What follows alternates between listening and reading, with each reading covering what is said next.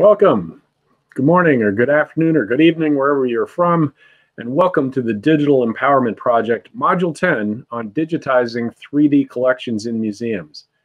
The Digital Empowerment Project is a nationwide initiative organized by the 6 U.S. regional museum associations dedicated to providing free, self-paced training resources focused on digital media and technology for small museums. This series of online webinars and toolkits is made possible by funding from the Institute of Museum and Library Services. We're delighted to have you with us here today. My name is Dan Yeager, and I'm the Executive Director of the New England Museum Association, and I'll be your host for this final module of the series. Before we get started, I'd like to acknowledge the places in which we gather.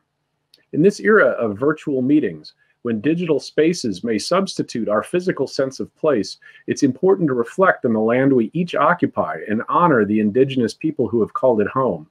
I'm speaking to you from Swampscott, Massachusetts, north of Boston, the historical homelands of the Massachusetts peoples. Wherever we are, let us acknowledge all indigenous nations as living communities, their elders, both past and present, as well as future generations. We, the Digital Empowerment Project team, recognize that our organizations and those of our members were founded within a colonizing society that perpetuated the exclusions and erasures of many Native peoples throughout the United States and beyond. We ask you to reflect on the place where you reside and work, and to respect the diversity of cultures and experiences that form the richness of our world and our profession.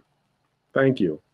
Now it's my pleasure to introduce today's speaker for our Module 10 intro workshop, Daniela Larson, the Executive Director of the Hutchings Museum Institute in Saratoga Springs, Utah.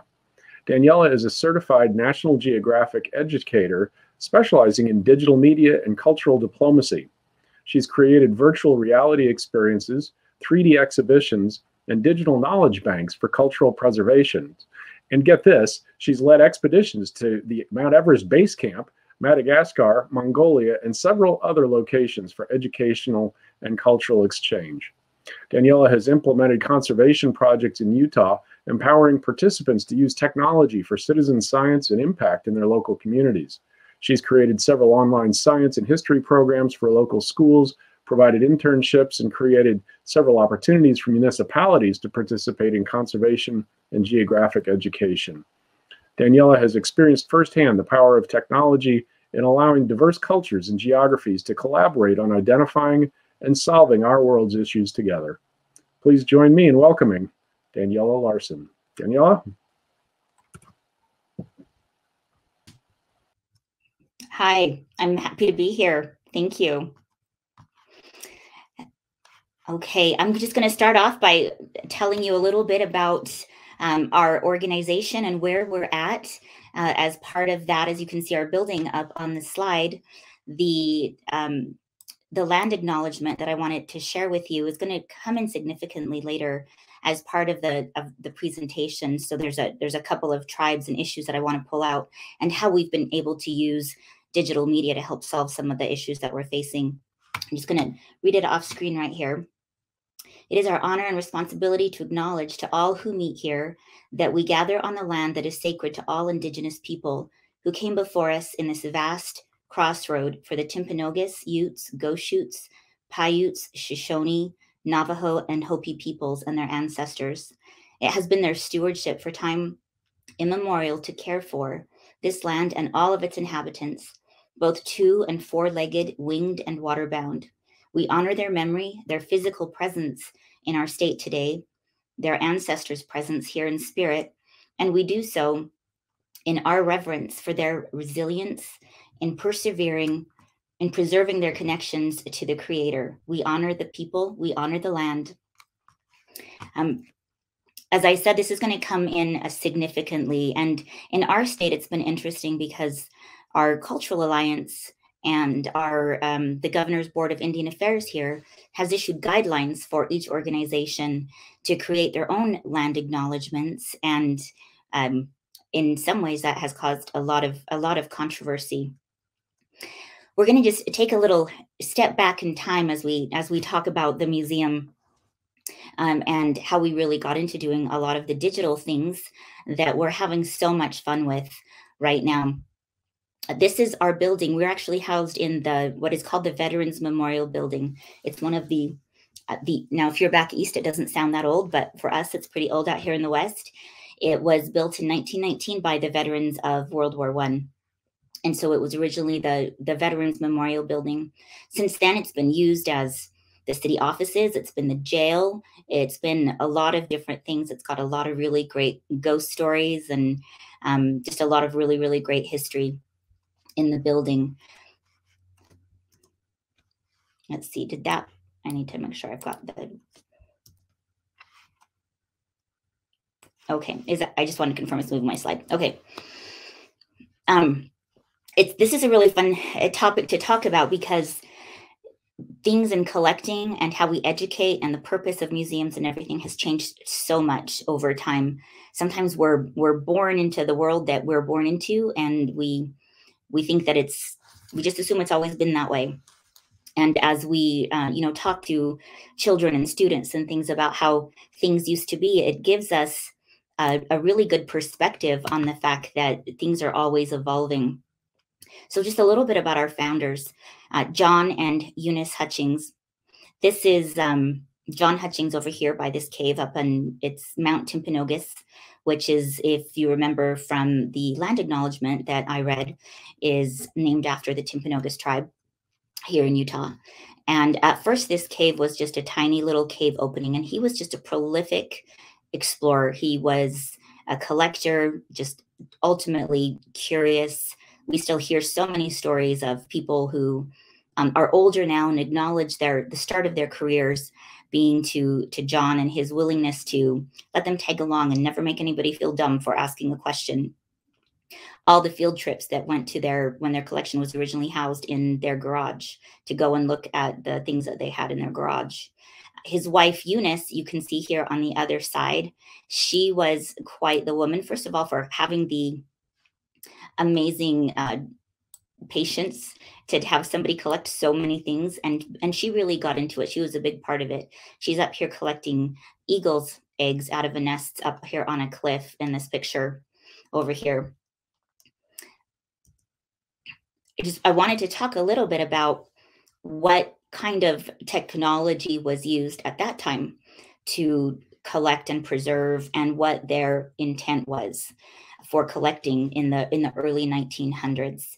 They were right there around like the turn of the century, where they were starting to do, some of these things. And I don't think we realize sometimes how cumbersome it was to collect and preserve information, and what a problem this has become in technology and in preserving technology.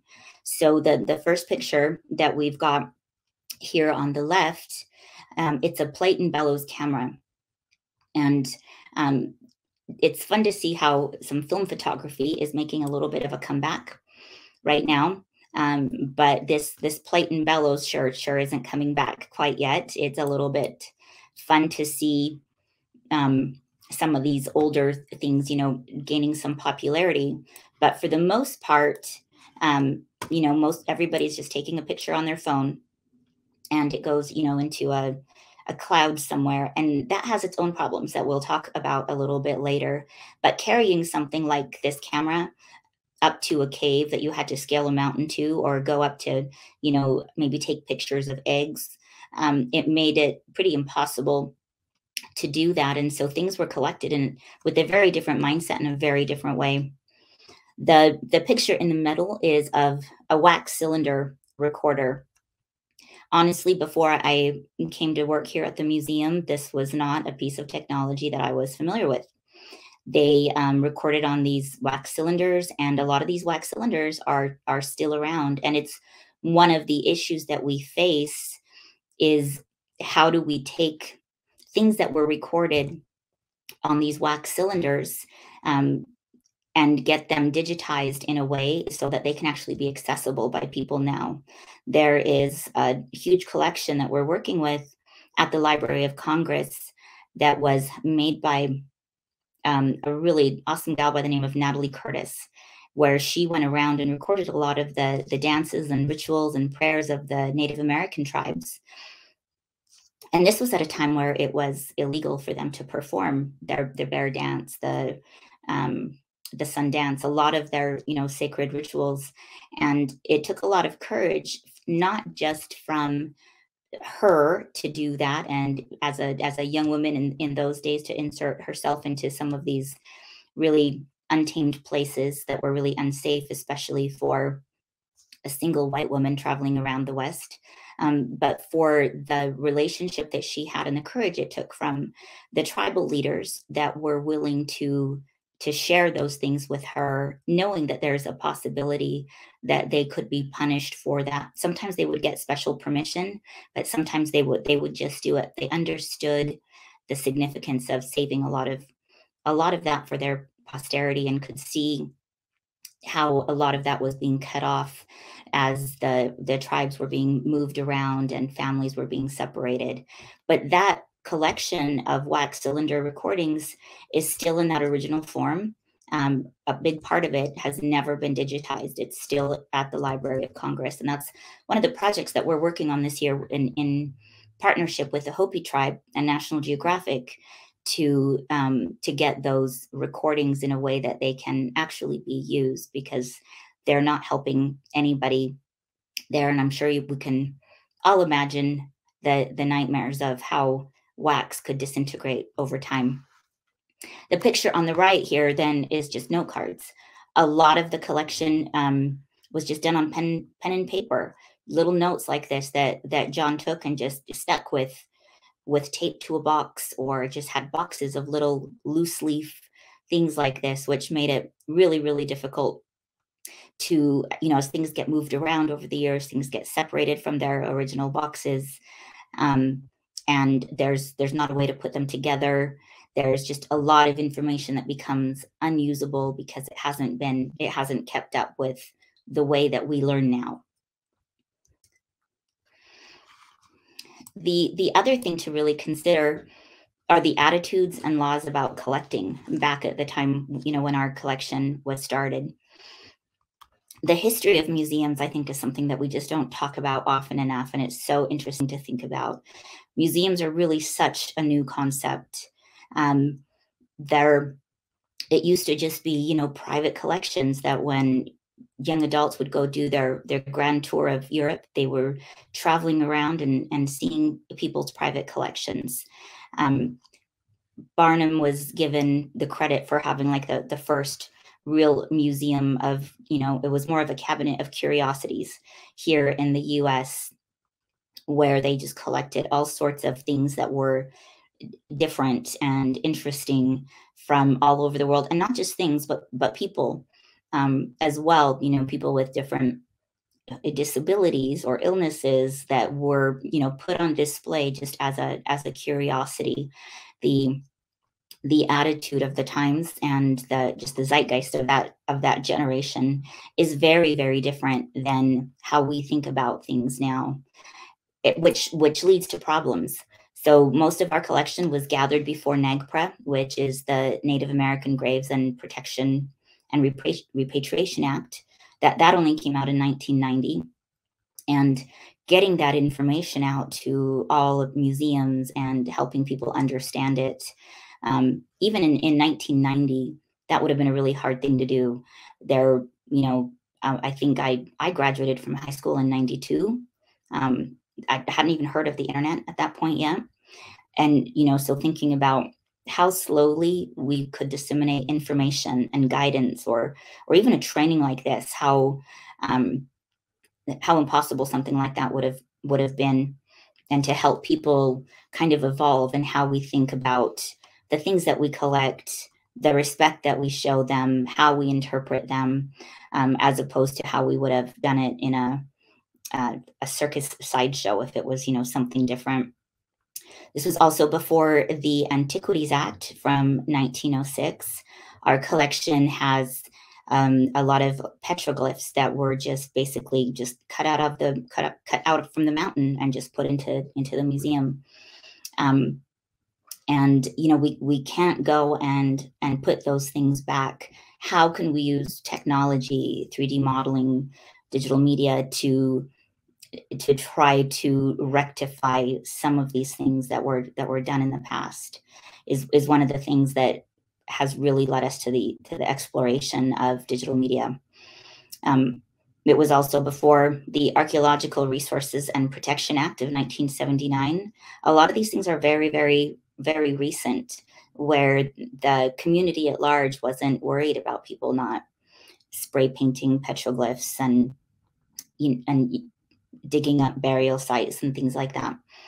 And it's been a slow and steady, education. We deal a lot with private land issues and trying to really guide the community without frightening them when they do find, things in their area that maybe should go into a museum. People become really afraid if they don't have if they don't know what to do. They think, finding a burial on their property is going to completely stop a construction project. And we've heard nightmare stories where people will find human remains and throw them out because they're afraid it's going to stop them building their home or the shed. And technology has become a really powerful tool to help guide and educate people on, just call us, we're in and out in 2 days with the state. We'll come in and find the right places for those things and make sure that it doesn't stop the things that you're trying to do. But it's been it was very hard before technology to get that education out to people. And then finally, the Paleontological Resource Preservation Act as well. Our museum is peoples and culture and natural history. John collected everything from fossils, plants, and animals to Native American. There's so many Native American relics out here, and grave sites and things like that. And so our collection is very broad. And then over the years, as he really became known as the go-to guy for if you found something and wanted to interpret it or find out like what it was, people would bring those things to John, and more often than not, they would leave those things for his collection in the museum. Okay, so a little bit about me. I was born in 1974. I'll let you calculate my age. My birthday's on Christmas Day. I think I've turned 47 for the last 5 years. My kids keep telling me that. As was mentioned, I'm an educator for National Geographic, and that has led to a lot of just really great collaboration with other explorers around the world, and the exchange of knowledge that also was not a possibility before technology. So comparing a little bit of what technology was like when I was born to when the Hutchings, were around. We had rotary phones, which, they didn't back then, but wow, it was really amazing. I remember some really spoiled kids had 2 phones in their house. And if they were really spoiled when they were teenagers, they had their own phone in their room. Like that communication, ability to communicate. You still only had one line, but you could talk from your own room was pretty amazing. We were recording things on tape recorders, typewriters and carbon paper, film camera. These old big video cameras that were so hard to move around and cumbersome, it made it really difficult to go out into the field and record something and bring it back. These card catalogs, I remember those so fondly, trying to explain to young adults and teenagers now how we would look for information before Wikipedia was around. And some of the problems that we also create by thinking that the only information that exists is on the first 2 pages of Google right now, where there was sometimes access to a lot more information when you had to look for it in different ways. And then, of course, cell phones as well, and everything that we can do with them. And then even just in the last couple of years, the LiDAR scanning capabilities that have come out with iPhones and iPads that have really been a game changer for a lot of the petroglyph preservation, and creating virtual tours and 3D modeling has been really amazing. My technology journey, it was funny when they first asked me to speak at this. I'm used to teaching the technical side of the technology that we use. And after talking to them, to the organizers, they were like, we just basically want you to inspire people that they can, if you can, it was basically, if you can do it, anybody can do it. And it made me laugh a little bit. But it's so true that we can. I think sometimes we get a little bit overwhelmed at how much and how fast the world is changing, especially if we have stepped out of the world a little bit. I started college in 1992, and then took some time off to have my family.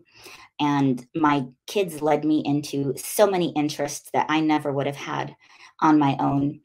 I had never been interested in fossils or rocks or things that once you see them for the first time through the eyes of a child, they become really, really interesting. Our family had a nonprofit that we were working with, and we were doing economic development work in Madagascar. And I had really been looking for somebody to create some online education. 1992, the internet was just coming out of, this thing that we were hearing of. But it was so expensive to do any kind of pay somebody to create online education. That's when I went back to school to the digital media program here at Utah Valley University in Orem, Utah, just to learn how to do it myself, because I couldn't find anybody to do it. And I really fell in love with the power, and saw the potential to connect so many different ideas in a way that we just could not do with just, paper and pencil and notebooks. I'm sure, as most of you know, when somebody asks you to be on a board, it really means, well, you work for us for free. And my kids had basically grown up at this museum, at the Hutchings Museum. They'd spent a lot of time there playing in their rock and mineral room and doing all these other great things. And so they asked me to come and serve on the board and help the museum get some digital media going in 2007. Our city had decided at that point John Hutchings in 1955 actually donated his whole collection to the city of Lehi. And the city was basically running it just like they were running the rec center, hiring, some 16-year-olds to check people in at the front door. There really wasn't a lot of bandwidth to do a lot of real curation, updating the museum. So everything just really stood still for a really long time. The museum had no website. The collection catalog was all just on one hard drive computer that crashed. And so then everything was gone. It wasn't cloud-based or accessible by other people. And then so many records were just on paper everywhere, and paper that didn't match up to artifacts. There was a lot of inaccessible media. A lot of our interviews or recordings that John or Eunice Hutchings had done were on these old reel-to-reel players, and we had no way to play them. We ended up having to go to a university to digitize, to see if we could, because they had one in their collection, and then we could record the sound coming off. The same thing with, more of these wax cylinders. And so the first couple of years were just really digging into how do we update the technology. It was the first time that I really came face to face and saw the tragedy that we're facing with so many of our collections in such a powerful way. We're losing so much of history because it has not kept up with how we access it. It's still there, it's still recorded, it's still on a wax cylinder, it's still on reel-to-reel, but unless we have kept up with transferring that to something that makes it usable and accessible, it might as well just not be there because we can't access it or play it. This is one of my favorite quotes, and it's really fun in our museum because we are natural history and peoples and culture. We have the opportunity to really unsilo the way that a lot of things are taught. There is so much of, this is geology, this is paleontology, this is history, and being able to apply some of the principles that we find in nature about survival is to how we work with our collections has been a lot of fun. And this is kind of our mantra at the museum, especially when things like COVID hit or other opportunities or challenges have come up. It's just so important to really adapt quickly to the new environment that we're in. One of the things that we really like to talk about, especially with our Native American Advisory Board, and a lot of our 3D modeling and collections have been around our Native American collection, is that it's not the winners that write history anymore. It's the writers, the videographers, the photographers, and the storytellers. This is, Larry Sespucci is on our Native American Advisory Board, and we're out here visiting some land that was basically taken from the reservation and given to small, they were like 10-acre plots in the middle of the reservation that were given to white settlers to homestead. And this is one of the old farmhouses. And he was up there and able to talk to us about the impact that had on the people that were there, what that did to the relations, share that oral history, and really get that side of the story. It really just allows us to have more than one version of a story and be able to be comfortable with the fact that two people can experience the same event in history very, very differently, and that there is room for both of those. We're stewards of the history. We're not trying to write it. We're trying to make sure that it is accessible and that all the versions of it are there. And so we can give different groups different opportunities to tell their stories. This is Darren Perry. He is also on our Native American Advisory Board, and he is the chief of the Northeastern Band of Shoshone in Utah, and has been an amazing advocate for keeping the story of his tribe alive and talking and using technology to do that. There are a couple of really large massacres in the history of Utah that are not talked about in the textbooks. There's a few reasons for that. And I had a really great discussion with a retired history teacher just a couple of days ago, and it really drove this point home where, I have nothing but absolute respect and admiration for public school teachers. There's absolutely no way that they can fit everything in. They take a lot of heat for what they can't fit in or what they should be talking about. But, he was so adamant about, for everything that we put in, we have to take something else out. There's only so much time in the day or in the curriculum for, fourth grade. The other thing too is, I don't know how many of you remember how interested you were in ethical, moral issues when you were in fourth grade. If you were paying attention to those things as much as you were paying attention to the cute boy or girl next to you in high school, that the real deep understanding of history and how it applies to the choices that we make now and what we choose to tell and talk about and preserve. A lot of those things are really more in the sphere of adult self-guided education. And as museums, I think that our role in that is more important than ever. It still breaks my heart the times that we see, we'll have children on a field trip and we're telling them about something, and we've had kids raise their hand more than once and say, is this going to be on the test? What are the parts I need to remember for the test? And that is not the point of understanding culture and the world around you. And there's nobody that can do it the way that museums can. And I think we really need to understand how important and vital our role is in shaping the future right now with that.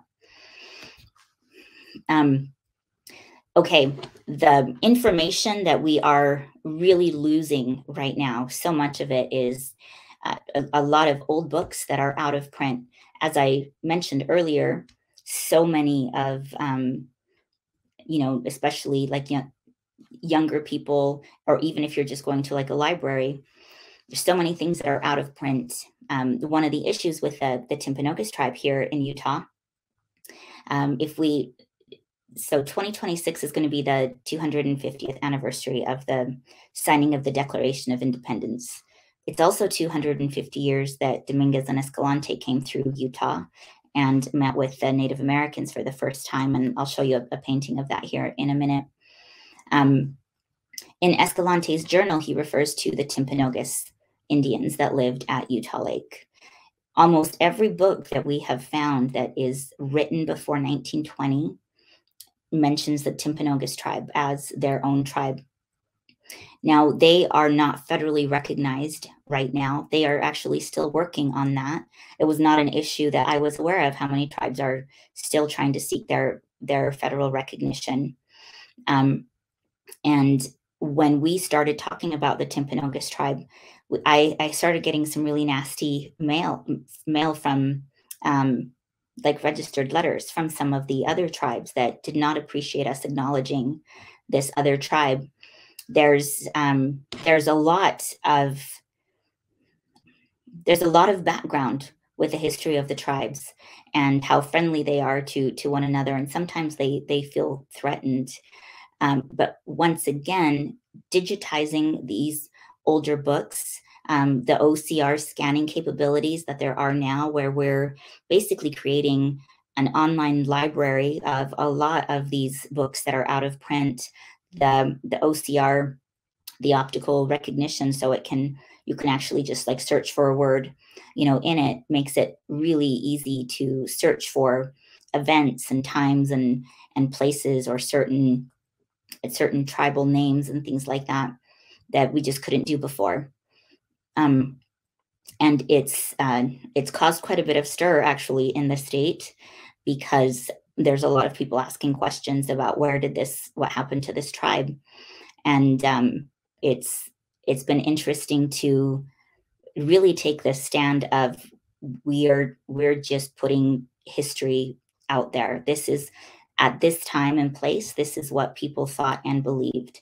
We're not asking anybody to judge it, to condemn us for showing it. And it's interesting how sometimes it's not who you would expect to have a problem with you showing the information that has the problem, but there's a lot of politics and things behind some of these issues, that just putting the primary sources online just actually solves a lot of problems, because then it's just not hearsay or he said, she said, that we've got a very strict standard of what we can report and talk about, and are always looking for primary sources. But it's so interesting to see how knowledge changes over time, or our perception of knowledge changes over time. And so scanning these books and creating this digital library and resource has been a very, very interesting project. One of the things that has come out of that, I'm going to click on this timeline that we created. Let me know in the chat if it doesn't work. I'm going to just try to go to the right one here. Oh, one more. Okay. This is the painting of the Bear River Massacre. And this year, our governor on Indigenous Peoples Day in Utah, the day after Thanksgiving, made this statement. And it wasn't anywhere online. We couldn't find it anywhere. Somebody had sent it to me, and I was thrilled to see it. But then there's also a lot of putting some action, behind it. He talked about, whereas we use this time to reflect on the history of Indigenous settler relations and pay special attention to the atrocities perpetrated by our forefathers, committing ourselves to avoid the mistakes of our past and forge a brighter future. As the Timpanogos tribe had actually approached us and given us some of their histories that they had. And we started just vetting sources. One thing that was referred to several times was this special order number 2. And we have it also, let's see.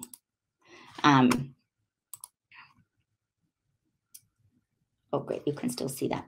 We've transcribed it. This, because look at what other problem we have with transmitting information to another generation. How many of our teenagers could read this? I can hardly read this.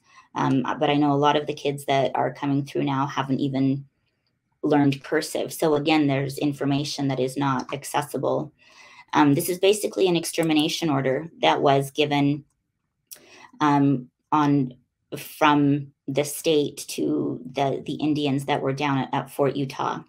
We had seen this referenced in several books, the extermination order, but had never seen it. We had been looking around and hunting all over, and finally found a citation where it mentioned that it was at the state capitol on microfilm somewhere, and that and it had the roll of the microfilm. And so we went digging, and that was the only place that this document was.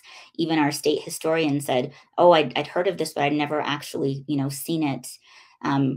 Being able to keep that part of history alive, it meant so much to the Timpanogos tribe and to the Indians of Utah to know that we were acknowledging these things, that because they've been passed down orally from traditionally through them, but nobody on the settler side is aware that these things have happened. There's no way that we can, in a textbook, include all of this information. There is just so much that has been left out that there just is not room to teach. One of the most powerful things that digital media allows us to do is include so much more than we ever could before. Let's see.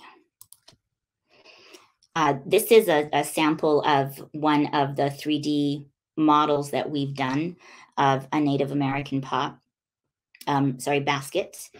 And it really allows us to share a lot of the artifacts and things that we have with other researchers and with other explorers. If any of you guys have heard of a movie called What Was Ours, I would highly, highly recommend it. It deals with the issue of Native American artifacts in museums. And we really want to use so many of the things that traditionally are just stored in our basement to really just educate and inspire the cultures that they come from, and not necessarily having to have them come to us to see those sorts of things. Let's see. So this pot right here, this is the 3D model of the pot. And what's really great about this is all of the tribes have access to this as well. Their historians do. You can zoom in and out. You can see really closely. You get,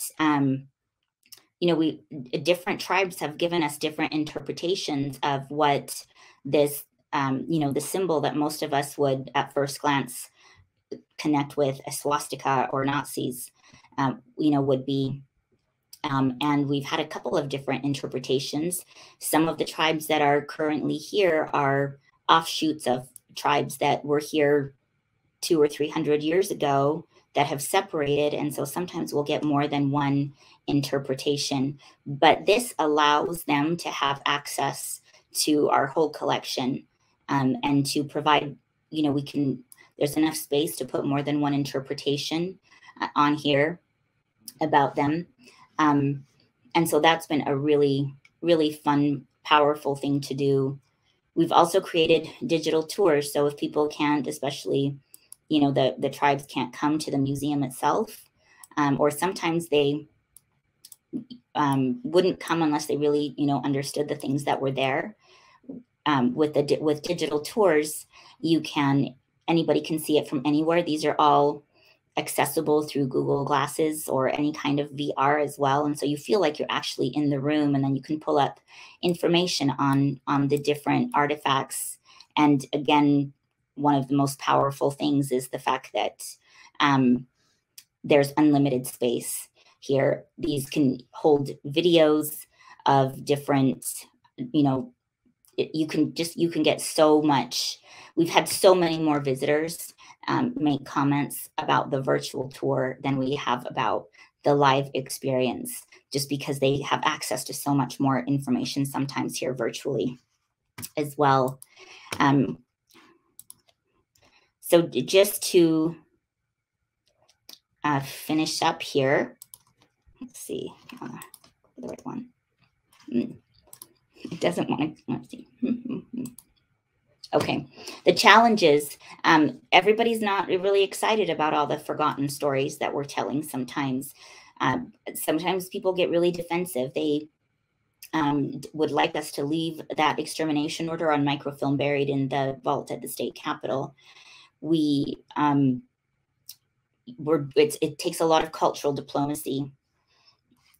So to be able to help people understand why, but really holding space for all of these stories is so important.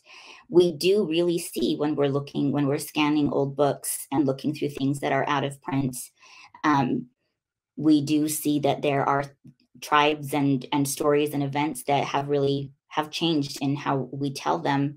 And too many times we go by the current textbook or by what's on Wikipedia or what we find on the first 2 pages of Google.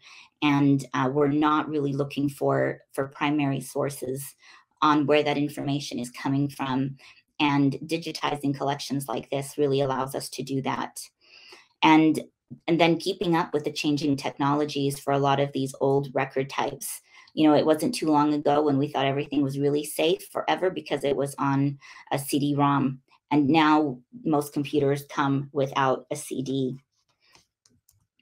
The opportunities, though, that this provides, again, the unlimited space to include a lot of stories, a lot of artifacts, and to give anybody that has an internet connection the ability to handle a pot, not handle, but virtually handle a basket without having to touch it. Every time we touch something like that pot that I just showed, there's a chance it can get, you know, destroyed. The speed of the compounding data that we're collecting and sharing is astounding. This is a book that I read just recently. It's A New History of Life. And it basically talks about how everything we knew about dinosaurs 20 years ago is wrong, where before scientists and paleontologists and archaeologists had to go from museum to museum and scour through their basements and collections to come up with ideas. Having everything digitized and working towards that allows them to access that from anywhere, and it helps synthesize our knowledge a lot faster. It really allows us to have multiple ages and interests participate in history in different ways. There's a way to interact with different exhibits in VR that is a really great starter for a lot of kids that might not think that they love history. But it's a really great hook, and taking the knowledge and helping them fall in love with it to where they are and where they feel comfortable is something that technology really allows us to do. And it's just the opportunity for all of us to realize that we'll never be done learning. There is so much more that is coming out and changing. And I'm thrilled that there's resources like this that can provide training on some of these emerging technologies. I've got my contact information here if anybody wants to ask me anything offline. But I think right now, if we have some time for a chat, that would be great. I'd love to answer any questions if anybody has any. Thank you, Danielle. That was terrific. So I think some of the questions that we've gotten so far relate to maybe having you walk us through a little bit about how you actually go about doing this. So like, where does the digitization role fit into your overall museum? How many, do you have a person that's assigned to it? Do you do it in-house, or do you have consultants? How much time does it take for you to, you know, sort of triage these things and get it done in equipment, and, you know, all of those sorts of maybe nuts and bolts thing as they apply to your your institution? Sure, I'll give you that. I'll give you the really condensed version, and then again, I'm happy to send more information on any of the technical things. It's been a lot of trial and error. One of the things that our museum does is we work with a lot of neurally diverse volunteers, young adults that are on the autism spectrum. Sometimes they are the most amazing ones to dive deep into a technology and play with it and really like figure it out. We've had to be really open to giving people the opportunity to try and fail and try different things. Watch different like YouTube videos. But there's a few technologies that we have settled on. We use Sketchfab for our 3D modeling, for example.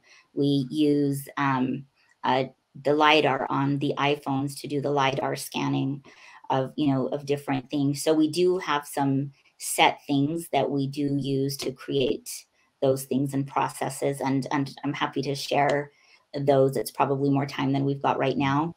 But as far as our process goes, we once we figure out what works, it's like the whole like user experience, both for oftentimes it's a volunteer that is going to be creating something after we figured it out, to how it gets to online, making sure that we've got processes in place so that they can actually teach those things to others around them. And then take, especially as we've been working with Native American youth on the reservations and teaching those things there, they're pretty quick to pick up. You really don't need a degree in any of this to learn how to do it in a couple of days. Mm-hmm. It's very doable. Do you have a studio set up in the museum where you have a special space?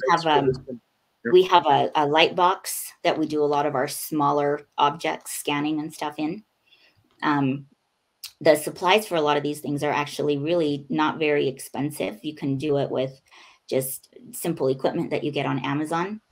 And so we have in our workspace upstairs, we have a kind of a row of things that are waiting to get digitized that, fit into that. And if there's things that are bigger, we'll do that in just, a big open room. But one of the projects we're working on with the state right now is scanning, excuse me real quick, is scanning a lot of the petroglyphs and even trying to figure out where the petroglyphs that we have in our museum originally fit. Because you can take, you can take different pieces of a 3D model and place them together. And so sometimes that work is just done outside and it's just with the LiDAR on an iPhone. Excuse me. What's the difference then between, sort of handling two-dimensional scanning versus three-dimensional? Is it a different process, or does it just kind of fit into the same project management? No, it's very different. Especially, OCR, the optical recognition has not been out that long. I don't know how many of you remember when you used to scan in a page, it would come in as a PDF, but it couldn't read the actual words on it, right? You at least had a digital copy, but now when we can scan in a book and type in the word Timpanogos, and we see all the times this tribe is mentioned, in a book, that's really powerful. But that's actually a really new update. The scanner that I showed a picture of earlier in the presentation is what we use for that. It's very quick and it puts things into just, Google Drive, into a Google Doc that, that can be shared. So that's one process. So we've got a scanner and a computer that's set up to do that.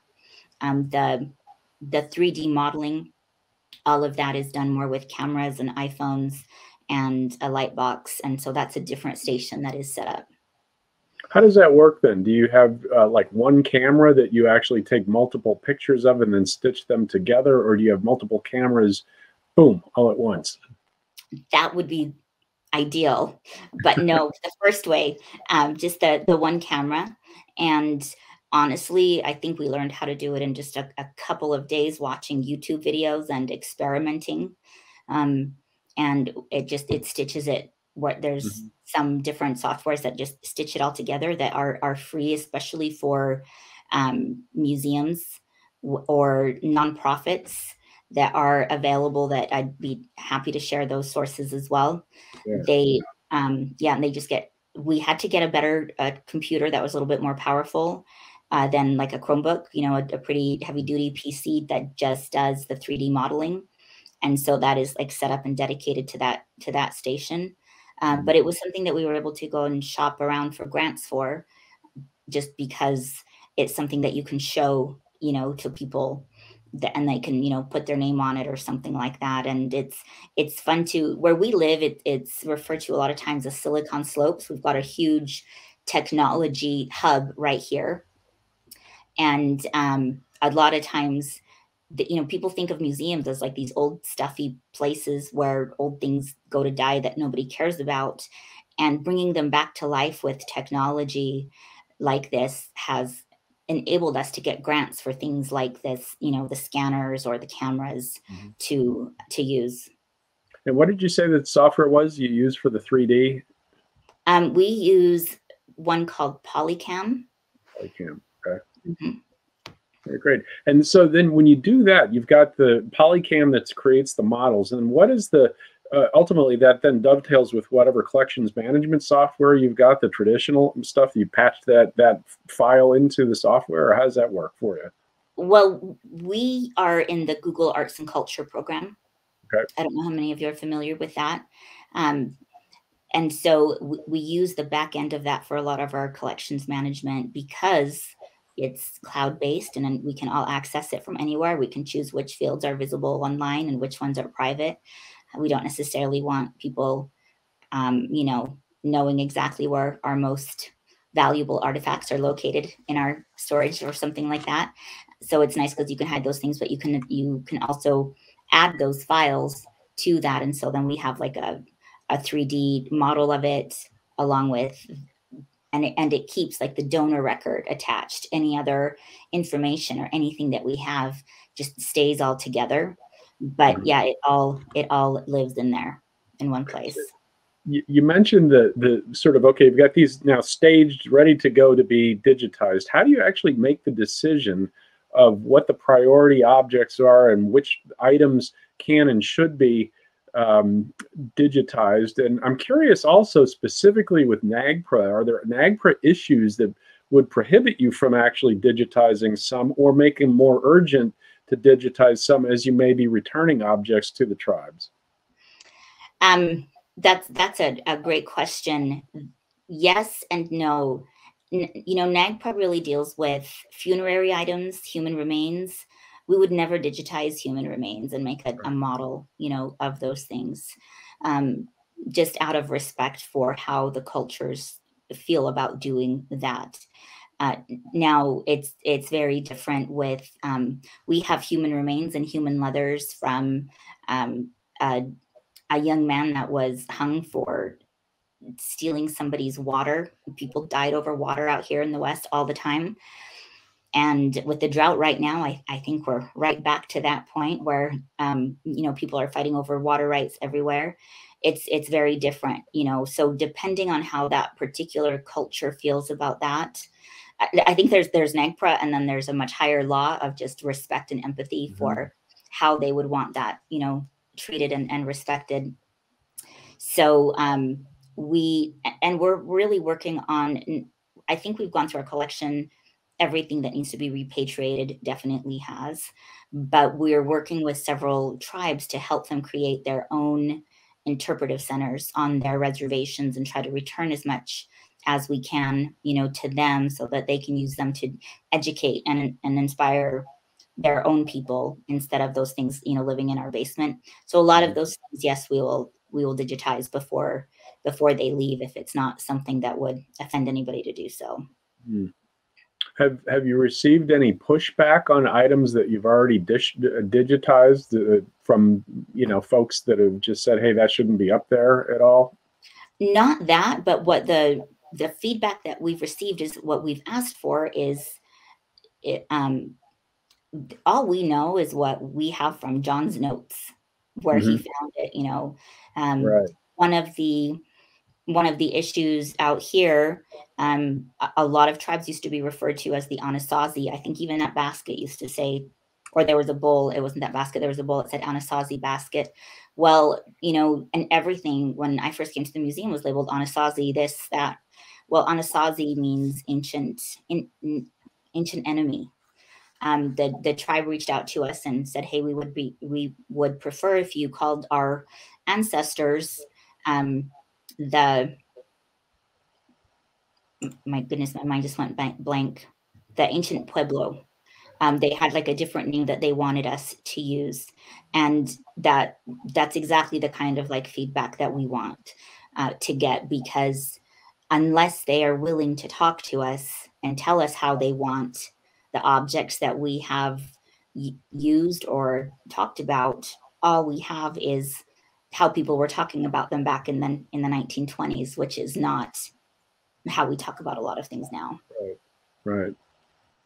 Well, I'm sure a question on everybody's mind is the funding. How do you actually get funding for these projects? You mentioned that you've gotten some grants for it and the like. What are the sources for this? Is this IMLS? Is this local partnerships? Those kinds of things? It's been, excuse me, for these ones, for us, it's been mostly corporate sponsorships that we've really gone after. And just, it's taken a lot from me as the director, really having a position where my role is more facing out of the museum and helping the community understand our vision, the technology companies, applying, we're basically teaching 21st century skills with a lot of these things. The Department of Workforce Services sometimes pays us to teach these young adult autistic young men and women to do some of these things, because it gives them a marketable skill that they can do. And so sometimes we get, funding, through that, making sure people understand that a lot of the skills that people learn and are using to do these things are transferable into the marketplace. Matterport is the software that we use to create virtual tours, and we've done that at different archaeological sites and things as well.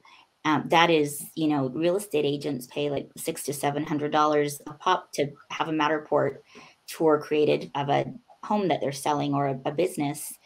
And so sometimes once they see that the things that we're doing are not just like old stuffy things about our basement and are actually impacting the future as well, and really helping them see like the vision of that, we've been able to get some corporate sponsorships to, buy us a $5,000 scanner or some of the camera equipment and things like that.